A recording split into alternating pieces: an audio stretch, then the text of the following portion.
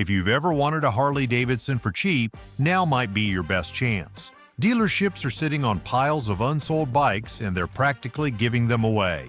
Price cuts, deep discounts, and desperate sales tactics. Harley dealers are trying everything to move these motorcycles, but they just won't sell. Today, we're counting down 7 Harley Davidson models that dealers are struggling to sell.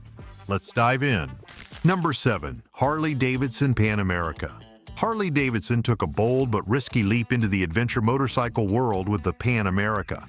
This was a major break from their signature cruisers and touring bikes, an attempt to take on giants like BMW, KTM, and Honda in a segment they had never touched before. It was a gamble, but one that Harley hoped would bring in a new wave of riders. At its heart was the Revolution Max 1250 engine, a liquid-cooled 60-degree V-twin with a displacement of 1,252 cubic centimeters. This wasn't just another heavy air-cooled Harley motor, it was a modern powerhouse, pumping out a claimed 150 horsepower and 94 pound-feet of torque on paper. These numbers placed it among the most powerful adventure bikes in its class. Harley even introduced groundbreaking technology. One of the Pan America's standout features was its industry-first adaptive ride height system, an innovative suspension setup that automatically adjusted seat height based on speed and stops. This was a game-changer, especially for shorter riders who often struggle with tall adventure bikes. It gave them more confidence at stops while maintaining full ground clearance at speed. The Pan America also boasted a sophisticated electronics package, including multiple ride modes, traction control, a cornering anti-lock braking system, and a 6.8-inch touchscreen display with Bluetooth connectivity. For a first attempt at an adventure bike, Harley threw everything they had into making it competitive. On paper, it looked like a serious contender, but then reality hit, and hit hard. Despite all its innovations, the Pan America struggled with early reliability issues that quickly tarnished its reputation. Riders reported problems with electronic failures, engine overheating, and clunky gear shifting. Some bikes suffered repeated breakdowns, spending more time in service centers than on the road. These issues spread fast in the motorcycle community, and soon confidence in the Pan America took a major nosedive. Then there was the competition. Breaking into the adventure market was never going to be easy, especially against seasoned veterans like the BMW R1250 GS and KTM 1290 Super Adventure. These bikes had been refined over decades with bulletproof reliability and deeply loyal followings. Convincing adventure riders to ditch their tried-and-true machines for a first-generation Harley was an uphill battle. Even Harley's own brand image worked against them.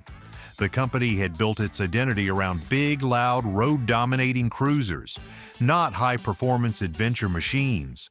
Hardcore Harley riders weren't interested, and dedicated adventure bike enthusiasts didn't trust Harley's first attempt. This left the Pan America stuck between two worlds, unable to fully win over either audience. Now, dealerships are in full-blown panic mode. Sales have slowed to a crawl, inventory is stacking up, and desperate price cuts are the only way to move these bikes. Some dealers are slashing Pan America prices to under $10,000, massive discounts that would have been unthinkable at launch. But even with these bargain bin prices, buyers remain hesitant. The Pan America's struggles highlight the brutal reality of breaking into a new market, even for a legendary brand like Harley Davidson. And if you think this was bad, wait until you hear about the next Harley model that failed to win over riders despite sticking to its classic cruiser roots. Number 6. Harley Davidson FXDR 114. Harley Davidson has built its legacy on powerful classic cruisers that embody the rebellious spirit of American motorcycle culture. But every now and then they take a wild gamble, trying to break into new territory and attract a fresh wave of riders. One of their most daring attempts, the FXDR 114, a futuristic power cruiser that Harley Davidson hyped up as a high-performance machine with aggressive styling and cutting-edge engineering. On paper, it looked like a beast. At its core, the FXDR was powered by the Milwaukee 8 114 engine, a thunderous V-twin with a displacement of 1,868 cubic centimeters. It cranked out 94 horsepower and 119 pound-feet of torque. These numbers put it among the most powerful softail models of its time, promising arm-ripping acceleration and brute force power. Harley didn't stop there. The FXDR came with a lightweight aluminum swing arm, a massive 240mm rear tire, and composite bodywork designed to shave off excess weight while keeping the aggressive drag race-inspired look intact. It was sleek. It was mean. It looked ready to dominate the streets. So why did it flop so hard? One of the biggest reasons, the riding position. Harley Davidson aimed for a low, stretched-out stance that screamed speed and aggression. But in reality, this design turned out to be a rider's worst nightmare. The forward foot controls and flat drag-style handlebars forced riders into an awkward, hunched-over posture, putting immense strain on the lower back, wrists, and neck. What looked cool on the showroom floor became unbearable on the road. Many owners found that after just an hour of riding, the discomfort was too much to handle. Then came the handling, or lack thereof. The FXDR was designed for straight-line speed, but that came at a cost. Its oversized 240mm rear tire, while great for aesthetics, turned out to be a liability in real-world riding. The bike felt heavy, sluggish, and difficult to maneuver in tight turns. Riders struggled with cornering, making city riding in twisty roads more of a chore than a thrill. For the same price, or in many cases less, riders had better options. The Indian Scout Bobber, Yamaha VMAX, and even Harley Davidson's own Lowrider S offered better handling, superior comfort, and just as much attitude. The FXDR's aggressive styling and high price tag limited its appeal to a very niche crowd. Meanwhile, most riders looking for a power cruiser found better alternatives that delivered a more well-rounded experience. And speaking of that price tag, $18,999. At that premium price point, riders expected something special, but instead they got a bike that looked like a futuristic muscle machine, but didn't perform where it mattered. It wasn't comfortable enough for long rides, it wasn't agile enough for spirited riding, and it wasn't practical enough for everyday use. The result? Sales tanked. After just 2 years, Harley Davidson officially pulled the plug on the FXDR. Now, dealerships are stuck with leftover inventory and they're scrambling to unload them. Some dealers have been slashing prices with massive discounts just to clear their showrooms, but even with steep price cuts, many of these bikes remain unsold, collecting dust instead of burning rubber. And if you thought a power cruiser missing the mark was bad, wait until you see Harley Davidson's attempt at reinventing an old legend, one that promised performance and innovation but ended up lost between two worlds. Number 5. Harley Davidson V-Rod. Back in the early 2000s, Harley Davidson decided to shake things up. They weren't just tweaking their classic designs or rolling out another variation of a cruiser. No, this was different. This was bold. The company set out to build a high-performance cruiser that could go toe-to-toe with sport bikes while still carrying that unmistakable Harley Davidson attitude. This bike was unlike anything Harley had ever produced. To make it happen, they teamed up with Porsche to develop an all-new liquid-cooled V-twin engine. A huge break from tradition, this engine was meant to deliver serious power while giving the V-Rod a distinct identity in the performance cruiser world. At its core was the Revolution engine, a 60-degree V-twin with a displacement of 1,252 cubic centimeters. This wasn't your standard Harley motor, it was a high-revving beast that cranked out 120 horsepower and 84 pound-feet of torque. That kind of power meant the V-Rod could launch from 0 to 60 miles per hour in under 4 seconds, one of the fastest Harleys ever built. It wasn't just about performance, though. The V-Rod had the looks to match. With a low-slung aluminum frame, drag-style handlebars, and an aggressive futuristic stance, it was a bike that demanded attention. The $16,995 price tag put it in premium territory, but for a motorcycle that promised to rewrite Harley's rulebook, it seemed like a justifiable investment. But then, things took a turn. Despite all the hype, the V-Rod never became the game-changer Harley had hoped for, because at the end of the day, it didn't feel like a Harley. For decades, Harley riders had been drawn to the deep, throaty rumble and low-end grunt of an air-cooled V-twin. That signature sound and vibration weren't just characteristics, they were part of the experience. But the Revolution engine? It was smooth. It revved higher. It lacked that raw mechanical soul that made Harley Davidsons feel alive. Traditional Harley fans weren't just unimpressed, they were disappointed. Then came another problem, one that made long-distance riders turn away in frustration. The V-Rod had a fuel tank capacity of just 3.7 gallons. That meant frequent stops at the gas station, making it a terrible choice for anyone looking to log serious miles. This was a deal-breaker for Harley riders who loved the freedom of the open road. What good was a high-performance cruiser if you had to stop every 100 miles just to fill up? So what happened? Harley had taken a gamble, and it didn't pay off. The V-Rod was too modern and polished for hardcore Harley fans, but too heavy and impractical for sport bike riders. It didn't fully fit into either world, and because of that, it never built a loyal fan base. Despite its power and unique design, the V-Rod spent its entire production life as a misunderstood outsider. Today, it stands as a cautionary tale of what happens when a brand tries to reinvent itself but doesn't fully commit to the change. The V-Rod was fast, it was different, and it was innovative, but in the end, it wasn't the Harley riders wanted. And if you think the V-Rod had an identity crisis, wait until you hear about the next Harley on our list, because this one didn't just struggle with its image, nobody wanted it in the first place. Number 4. Harley Davidson Street Rod. Harley Davidson has built its legacy on big, loud, and powerful cruisers, but every now and then they attempt to break into a new market with a bike that strays from their core identity.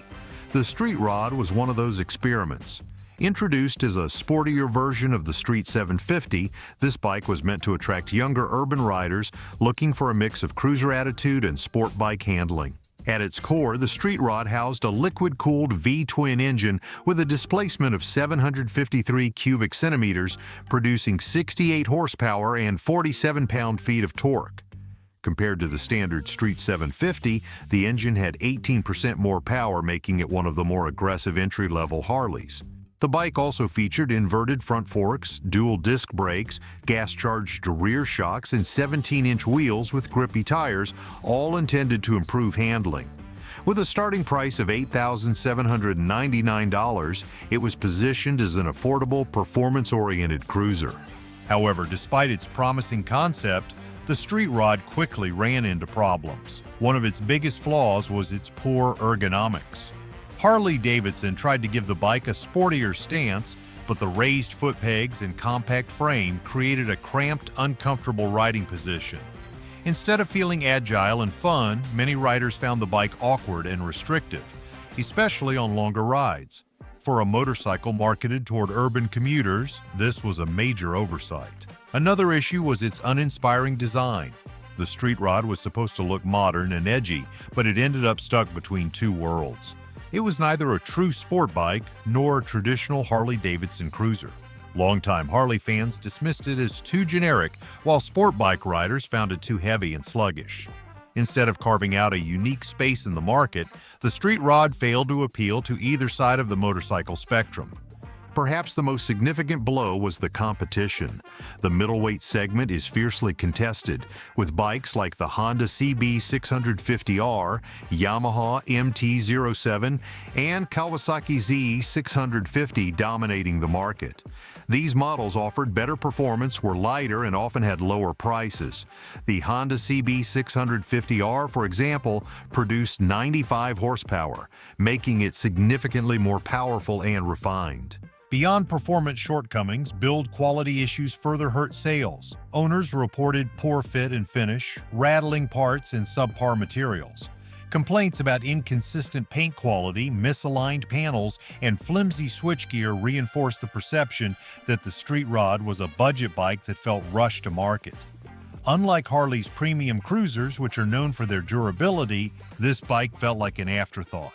As a result, sales struggled and dealerships found themselves stuck with unsold inventory. Harley-Davidson attempted to market the Street Rod as a fresh take on urban riding, but consumers were not convinced.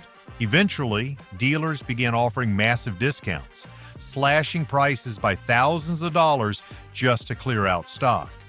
But even with steep markdowns, the Street Rod remains a tough sell. While the Street Rod was a failed attempt at sportiness, the next bike on this list proves that even Harley-Davidson's high-end models are not safe from disaster. Let's take a look at a luxury touring bike that, despite its premium features, is struggling to find buyers. Number 3. Harley Davidson Road Glide CVO. For decades, Harley-Davidson has been known for producing some of the most iconic touring motorcycles on the road. The Road Glide has been one of their best-selling models, offering comfort, power, and long-distance capability that riders love. But in an attempt to push the limits of luxury and exclusivity, Harley-Davidson introduced the Road Glide CVO, a high-end version of the classic Road Glide. The custom vehicle operations lineup is Harley-Davidson's way of offering factory-customized motorcycles with exclusive features, premium paint schemes, and top-tier technology. The Road Glide CVO was meant to be the ultimate touring motorcycle, packed with the Milwaukee 8 121 engine with a displacement of 1,923 cubic centimeters, delivering an impressive 115 horsepower and 139 pound-feet of torque. This bike was designed to give riders the best performance Harley had to offer in a touring motorcycle. The CVO was also stacked with premium features, including a high-end Rockford Fosgate sound system, which delivered crystal-clear audio even at highway speeds. It featured a 12.3-inch full-color touchscreen infotainment system offering Bluetooth connectivity, navigation, and an advanced interface. Harley-Davidson also fitted the bike with a fully adjustable suspension, high-end seat materials, and custom finishes that made it stand out from the standard models. With all these premium upgrades, the Road Glide CVO should have been a dream bike for touring enthusiasts. But despite its luxury features and powerful engine, the bike faced a massive problem: the price tag.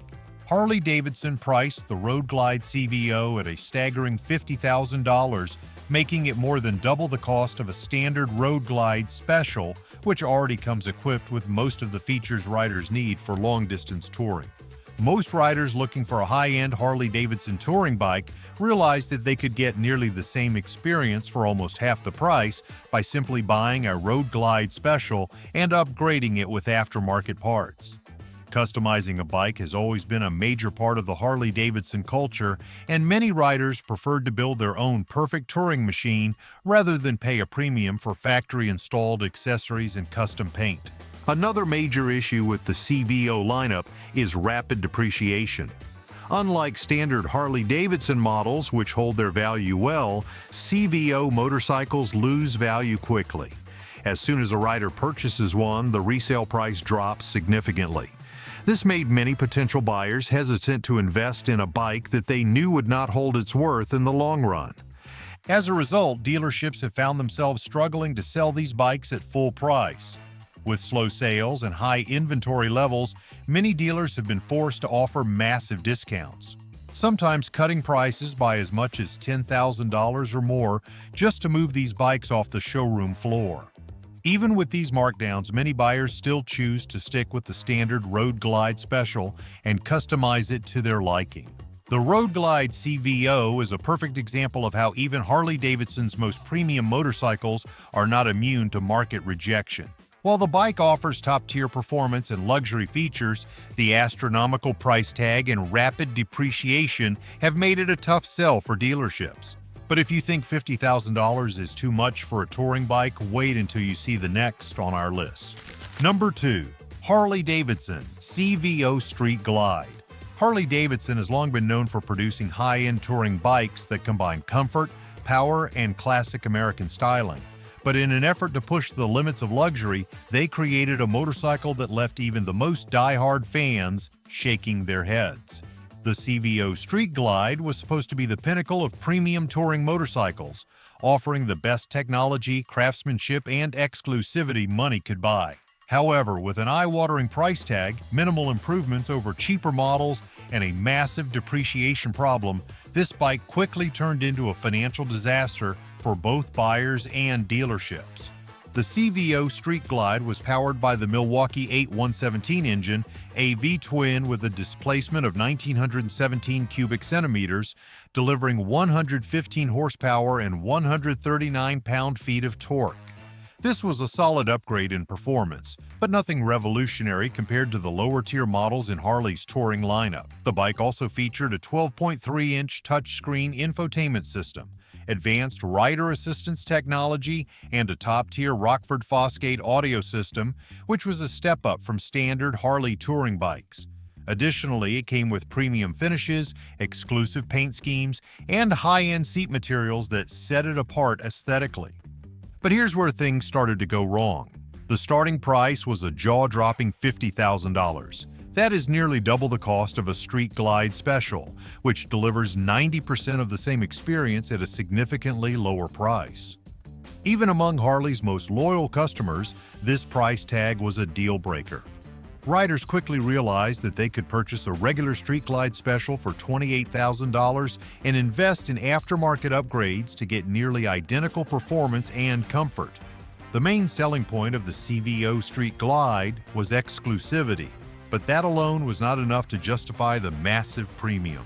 Another major issue with the CVO lineup is depreciation. Unlike standard Harley models, which tend to hold their value fairly well, the CVO bikes drop in price the moment they leave the dealership floor.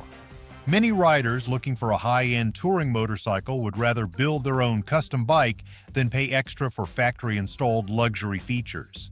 This means that used CVO Street Glides flood the market at deeply discounted prices, making it even harder for dealerships to sell brand-new models at full price. For a buyer looking at resale value, the CVO models are simply a bad investment. Dealerships quickly found themselves in trouble as inventory started piling up. Sales numbers were far lower than Harley expected, leaving dealers scrambling to move these bikes. As a result, some dealerships began slashing prices by $10,000 or more just to clear them out. Despite these aggressive discounts, many CVO Street Glides remain unsold, sitting on showroom floors, waiting for buyers who simply are not interested at these price points. The CVO Street Glide stands as a cautionary tale of Harley Davidson pushing too far on price without offering enough meaningful upgrades. While it certainly delivers premium features, the value-for-money ratio is completely out of balance. Even with massive discounts, many riders would rather spend their money elsewhere. But believe it or not, there is one Harley that dealerships regret even more. A bike that was supposed to be the future, but instead became a disaster. Number 1. Harley Davidson Livewire. In the year 2019, Harley Davidson made history with a move that no one saw coming. They introduced the Livewire, their first fully electric motorcycle. This wasn't just a small step toward the future, it was a full-throttle dive into the electric vehicle market. At its core, the Livewire was powered by a permanent magnet electric motor that cranked out an impressive 105 horsepower and 86 pound-feet of torque. This gave it jaw-dropping acceleration, blasting from 0 to 60 miles per hour in just 3 seconds. Performance that could rival some of the fastest gas-powered sport bikes on the market. The bike's high-capacity lithium-ion battery provided a claimed 146 miles of city range and around 70 miles on the highway. This made it ideal for short urban commutes, but raised concerns for riders who enjoyed long-distance touring. Harley also packed it with premium features, including a fully adjustable Showa suspension, a cornering anti-lock braking system, and a 6-axis inertial measurement unit for top-tier traction control. Livewire boasted a state-of-the-art touchscreen display, multiple ride modes, and fast-charging capabilities that could bring the battery to 80% in just 40 minutes using a direct current fast charger. Right out of the gate, the Livewire struggled to attract buyers, and the biggest issue, the price. When it launched, the Livewire carried an eye-watering price tag of $29,799. That put it in the same price range as some of Harley's top-tier touring motorcycles. For comparison, riders could get a fully decked-out Street Glide Special or a Road Glide Special for less, both equipped with traditional big V-twin engines and long-distance touring capability. That price alone was enough to scare off most Harley loyalists who didn't see the value in an electric bike that lacked the raw mechanical feel of a gas-powered Harley. But price wasn't the only issue. Traditional Harley riders simply didn't want an electric motorcycle. Harley Davidson's identity is built on the deep rumble of a V-twin. the feeling of shifting through gears, and the unmistakable growl of an exhaust note that turns heads. The Livewire had none of that. It was completely silent, with no gear shifts and no classic Harley engine sound. While the instant torque and rapid acceleration were undeniably impressive, they didn't replace the visceral experience that made Harley motorcycles special. For most Harley loyalists, the Livewire felt more like a futuristic gadget than a true motorcycle. With an astronomical price, a lack of appeal to core Harley riders, and range limitations, dealerships struggled to move these bikes off the showroom floor. Harley eventually admitted their mistake and dropped the price to $22,000, but even with that discount, the Livewire remained a tough sell. In a desperate attempt to salvage the project, Harley rebranded Livewire as its own sub-brand, distancing it from the Harley Davidson name. However, by then the damage was done. The demand just wasn't there, and dealerships were left scrambling to offload inventory. Now dealers are offering massive discounts, some slashing thousands off the original price just to get rid of unsold stock. But even with deep price cuts, the Livewire remains one of Harley Davidson's biggest flops, proving that even bold innovation doesn't always translate to success. And that wraps up our list of 7 Harley Davidson motorcycles that dealers are struggling to sell. But do you agree with our list? Have you seen any of these bikes collecting dust at your local dealership? Let us know in the comments.